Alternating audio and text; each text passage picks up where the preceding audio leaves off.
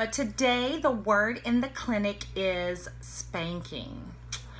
And I know somebody's saying, no she didn't. Not gonna tell me how to raise my child.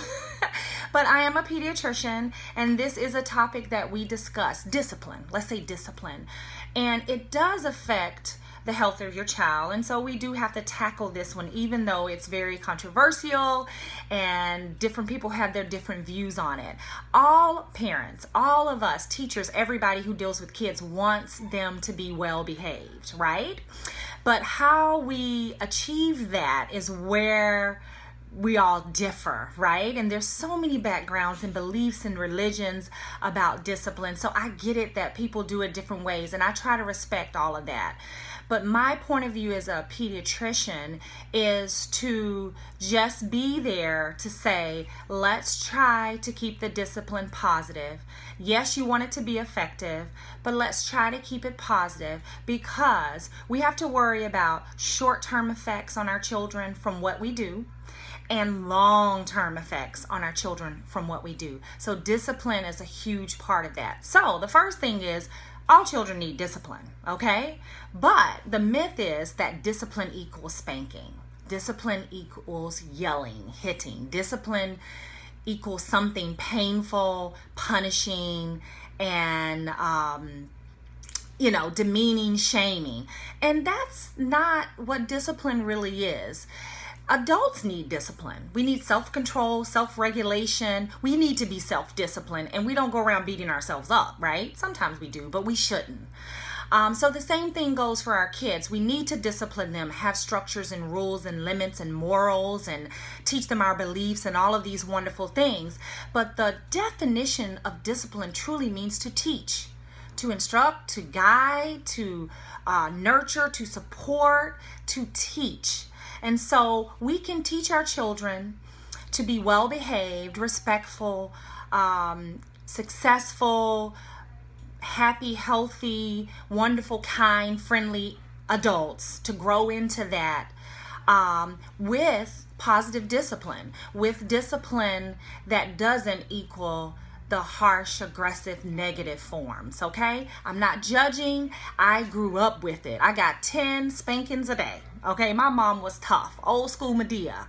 And so I didn't start to rethink this until, like Maya Angelou says, when you know better, you should try to do better. So as I started to train as a pediatrician, and I understood child behavior and the brain and the mind and all of these things, I started to learn that these negative forms of discipline can be harmful to children, short-term and long-term. And that's what we're going to discuss today. So recently, the organization that I support, the American Academy of Pediatrics, during the conference that I was at this past week, released a lot of position statements, and one of them was on spanking.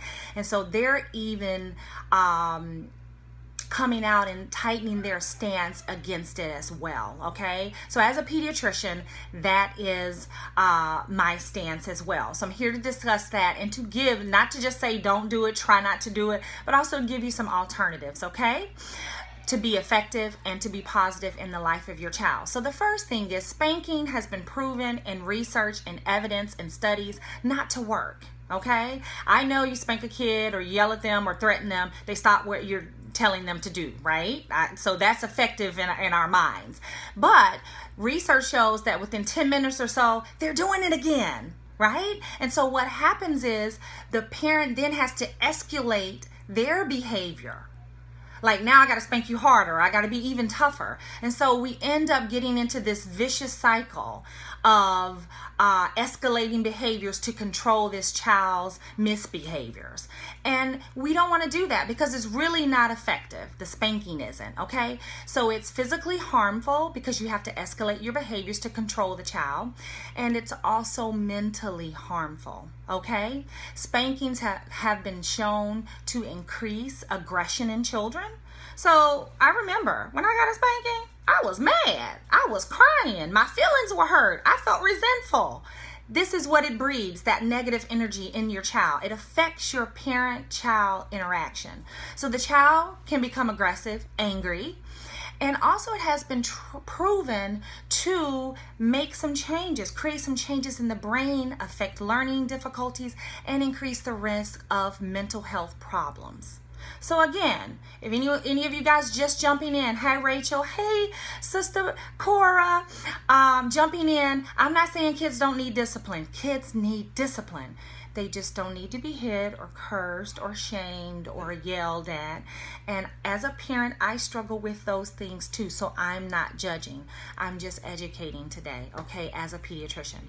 So what should we do? We should be trying to have positive forms of discipline that have been proven to be effective and supports the well-being and strengthens the parent-child interaction. So those are the things that we're looking for. Supporting the child, teaching the child, instructing the child, guiding the child, strengthening your relationship with your child. You know, there was that saying, you shouldn't be trying to be your child's friend. Not to the point of not having rules and structure, but yes, be their friend. You want to have a strong relationship with your child. That is more powerful than any bad guy or drug or poor choice that your child can make. Just loving you and being connected to you. So we need those positive forms of discipline to create that environment in our homes, okay? So here's some tips. Focus on the good. Oftentimes we're going about our day on autopilot and we just react to something our child does wrong. Okay, that's the mindset. Our mentality should be always focusing on what our child is doing well, how great they are. Hi, Lauren, thank you so much. Hi, Mom. Focus on the good. Catch them being good. Spend your time thinking about that. And then all that bad stuff will be rare. Okay, that's called positive reinforcement. Hey, thanks for brushing your teeth on time. Thanks for getting ready. Oh, you cleaned up the room. Oh, you took out the trash. Oh, that was so sweet how you helped your sister and instead of arguing with her. Oh, you did your homework today. Oh, awesome. So you don't want to be overly fake, but you notice what they're doing well and tell them. Our kids want our attention. So when you tell them that drives that behavior more. They want to make you happy. So that's positive reinforcement. The next thing is try your best to ignore the bad things, the unwanted things. And that's very hard for some parents when your child's tantruming in the middle of the grocery store to ignore it. But really, honestly, if it's a 1 or 2 year old, tantrum's normal. It's a phase. They grow out of it. You don't have to spank them or yell. Look at them, walk away, make sure they're safe. Ignore it. It goes away eventually, okay? Ignore what you can ignore. Pick your battles. And if it's something that's going to put them in danger, yes, you need to intervene. But then just redirect. Physically move them to a safer place. Try to redirect them, get something that they like to just move them and distract them away from the misbehavior. So those are powerful tips there. The third thing is create a proactive environment. Set your children up for success. If you don't want your child eating candy and cookies off the middle of the island, move them. Don't put them in their face. Don't tease them like that, okay? So plan things out, set them up for success through your planning and anticipating them and adjusting the environment so that they don't even get in trouble. For instance, kids who have no structure in the home, there's a chaotic environment. They're drawing on the walls, they're getting in trouble, they're breaking stuff, they're fighting and arguing. A parent could come in and structure the day, have certain times for this, music and reading and play and different things in the environment, and those children will behave. Okay, they won't get in as much trouble because now you've set things up. They know what's coming. They developed a routine. It's structured. That is so much better to be proactive in that way instead of having to be reactive when they misbehave. Now, the last thing is to be consistent with your consequences. Yes, children will misbehave. All right, they are, because we make mistakes too. They're going to misbehave. Be positive, catch them being good, set them up for success. But when you tell them you're going to do something, if they do something, if you have this rule and they break that rule, be consistent with your consequences. They should understand what their consequence is going to be and don't falter from that. They need to know you mean what you say. So having a firm but nurturing and loving voice, telling them what they did wrong, not shaming them or naming it. You hit your sister, not you're so bad. You know, you hit your sister, we don't hit. Now go in your room for about 5 minutes, or go sit in the corner, or give me the toy, I'm going to take that. So whatever your consequence is, be consistent. Do it right away and talk to your child about that, okay? So timeouts are effective for younger children, your toddlers.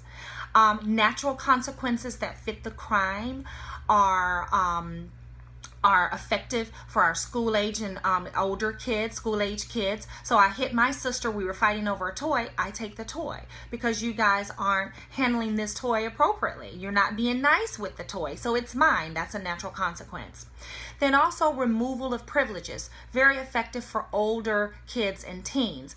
If you are texting while you're driving and you know that's a rule, I'm going to take those keys for the next 2 weeks, and we're going to review the proper way to drive and be safe, because I don't want anything bad to happen to you. Okay?